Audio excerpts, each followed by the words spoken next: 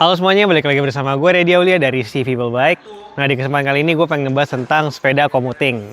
Nah, jadi sepeda komuting itu adalah sepeda yang dipakai untuk kegiatan kita sehari-hari. Kayak misalkan kita mau ke sekolah, mau ke kantor, mau ke kafe, nongkrong, ke masjid, atau kemanapun. Yaitu sepeda yang kita pakai, namanya adalah sepeda komuting. Walaupun kalau secara style, secara fashionnya itu ngarahnya ke yang kayak gini nih. Sepeda MTB klasik, mau itu lady, mau itu yang biasa kayak gini, dipakai keranjang, mau itu keranjang depan, keranjang belakang, ya komuter style tuh begini nih. Kalau secara anggapan warga-warga saat ini. Tapi sebenarnya semua sepeda yang di sini itu adalah komuter bike. Tinggal kita sesuaikan aja dengan kebutuhan kita. Nah, kita bahas dari yang pertama kali ya. Yang pertama itu adalah yang paling simple, fiksi, atau bisa dijadiin single speed juga. Nah, jadi fiksi adalah sepeda yang gearnya cuma satu, sepeda paling simpel, bahkan pengeremannya pun itu ada di gear setnya juga. Jadi sepeda kayak gini tuh mementingkan sekali kualitas dari gear set ya, karena kita ya all in one dalam satu tempat, kita berinvestasi all in lah di sini gitu kan. Nah, orang yang tepat untuk memakai fiksi untuk jadi kendaraan komuting adalah orang yang pengen simple. Karena fiksi itu kan simple ya. Jadi apa sih kalau masalah gitu? Masalah paling ujung-ujungnya di gear set gitu kan ya. Jadi kita ngebenerinnya udah dari situ doang. Kita nggak mungkin bermasalah sama shifter, kita nggak mungkin masalah sama pengereman. Jadi ya udah semuanya pokoknya di situ aja. Mau itu dari cara melajunya, mau itu dari cara ngeremnya. Nah, sepeda fiksi ini kalau lo pengen komuting pakai sepeda fiksi, selain itu karena simple, tapi ada konsekuensi. Simple itu berarti lu harus punya kemampuan yang lebih untuk mengendalikannya. Nah, kemampuan yang lebih untuk mengendalikan adalah lu harus bisa skid. Karena untuk ngeremnya ya, ngeremnya lu butuh skid ya. Kalau emang lu pakai fiksi. Nah, terus juga untuk pengaturan nafas. Karena gini, lu itu kalau fiksi konfigurasi gearnya cuma satu. Nah, konfigurasi gear yang cuma satu ini lu harus manfaatin untuk berbagai medan yang lu bakal ketemuin di jalan. Jadi lu harus bener-bener mikirin kira-kira nih ya, konfigurasi seperti apa yang cocok buat perjalanan lu. Jadi nggak bisa nih asal ngelihat sepeda keren gitu. Misalkan chainring gede, cok kecil, kita pakai, itu buat komuting kayaknya agak menyiksa. Jadi kita harus bener-bener mikir nih, rasio berapa yang kira-kira gua kuat buat seluruh perjalanan gua gitu. Tapi tentu saja ya, kalau lu pakai fiksi, ini bukan sepeda yang paling aman.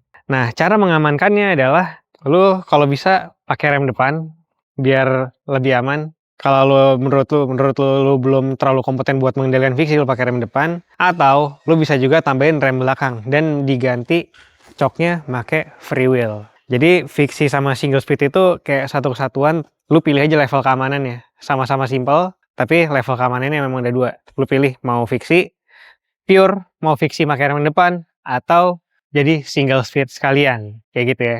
Nah, terus ada yang namanya road bike, tapi kita lagi nggak dicontohin sini, nanti ditampilin aja di ilustrasinya. Nah, kalau road bike itu biasanya ada yang pengen pakai adalah orang yang pengen komuting sambil olahraga dengan intensitasnya agak kencang. Karena road bike itu salah satu sepeda yang cocok banget buat olahraga gitu kan.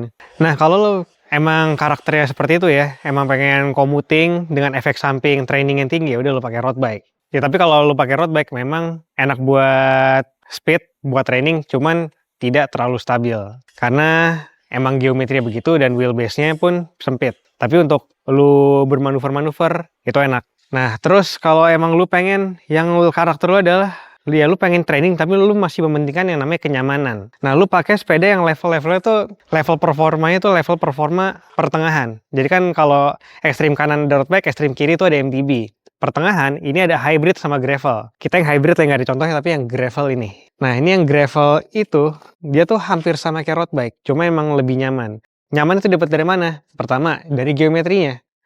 Gravel itu biasanya wheelbase-nya lebih panjang dan juga head tube-nya lebih tinggi. Inilah yang bikin posisi riding di gravel itu lebih santai daripada road bike. Dan ini tuh masih bisa diajak ngebut dan lebih stabil. Terus juga di gravel ini kalau emang lu itu pengen bawa barang bawaan yang lebih banyak, lu distribusi nih nggak cuma pengen pakai tas doang ya, itu bisa banget. Biasanya ya di gravel itu banyak eyelet-eyeletnya. Jadi lu bisa pasangin tempat kayak rak gitu di sini juga. Mau di depan mau di belakang lu bisa. Tapi sekali lagi tetap dapat performanya. Oh ya, nyamannya gravel yang kedua itu dari bannya. Bannya tuh gede-gede coy. Kalau gravel, tire clearance-nya gede. Jadi itu kalau kita pompa sesuai dengan pressure yang kita hitung, itu bisa dapat kenyamanan dari situ juga. Bumpy-nya dapat. Jadi ketemu obstacle juga lebih ngerasa safe lah dari situ juga tuh. Nah, terus yang selanjutnya Kalau emang pengen lebih nyaman lagi, lu tuh emang pengen sepedanya itu buat commuting santai gitu ya performance-nya. Ya udah lu pakai ke MTB ini nih. Lu pakai MTB jadul. MTB jadul tuh enak banget buat commuting, cuman emang harus kita akui kecepatannya nggak ada kalau dibandingin sepeda yang lainnya dan emang lebih santuy. Nah, kenapa santuйnya sesantuy itu? Yang pertama, MTB itu yang dipentingkan adalah kestabilan. Terlihat dari mana? Terlihat dari wheelbase-nya yang panjang banget. Cara ngeliatnya juga gampang. Kalian bisa lihat aja nih, jarak antara seat post ke hub belakang, ini jaraknya nih panjang banget. Udah gitu di sini juga jaraknya juga panjang banget, lega banget dari seat post ke ban tuh juga lega. Nah, itulah salah satu yang bikin si MTB Classic ini jadi nyaman. Dan juga MTB Classic itu biasanya bisa ditambahin spot-spot buat pasang keranjang, pasang rak, dan itulah yang bikin barang-barang itu bisa didistribusikan penempatannya sehingga kita nggak terlalu menopang beban berat di badan. Jadi ini cocok banget buat yang pengen commuting sambil bawa barang bawaan yang lumayan banyak. Entah lu kayak, ya mungkin lu bukan sekedar bawa laptop doang ya, tapi lu bawa baju ganti berapa banyak gitu kan. Lu bawa apa lagi, bawa bekal gitu kan. Nah, pakai sepeda-sepeda MTB klasik kayak gini punya potensi atau kesempatan buat mendistribusikan barang bawaan lebih banyak gitu. Dan biasanya juga, ya selain kenyamanan didapat dari bagian bawah, lu tuh juga bisa biasanya dapat kenyamanan dari tubing-tubingnya juga. Tubingnya itu biasanya kan pakai kromoli. Nah, kromoli itu lebih lentur dibanding materi yang lain secara umum ya. Ya, dan itu juga memberikan yang namanya kenyamanan tersendiri gitu cuy. Nah, jadi kalau kalian pengen bikin sepeda komuting, itu bisa pakai sepeda apa aja. Yang penting pahamin dulu kalian tuh pengen yang kayak gimana. Pengen yang simple kah? Pengen yang sambil training kah? Pengen yang santai banget kah? Atau yang kayak gimana? Kalau udah paham baru pilih sesuai dengan karakter riding masing-masing gitu cuy. Jadi kayak gitu ya sekian videonya, dan jangan lupa kalau beli sepeda belinya di mana? Di CV Bike, oke?